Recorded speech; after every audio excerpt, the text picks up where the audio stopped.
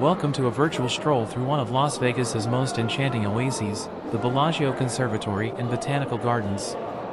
Nestled within the heart of the bustling Las Vegas Strip, this hidden gem offers a serene retreat from the city's lively atmosphere.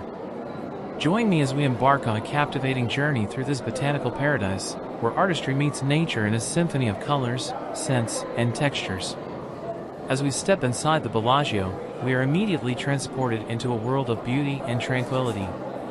The conservatory's grand entrance beckons with its ornate archways and lush foliage, setting the stage for the breathtaking sights that await us inside. Here, amidst the opulent surroundings of one of Las Vegas's most iconic resorts, lies a sanctuary of natural wonder waiting to be explored. Our tour begins amidst a kaleidoscope of seasonal blooms, as we marvel at the vibrant colors and intricate floral arrangements that adorn the conservatory's spacious interior.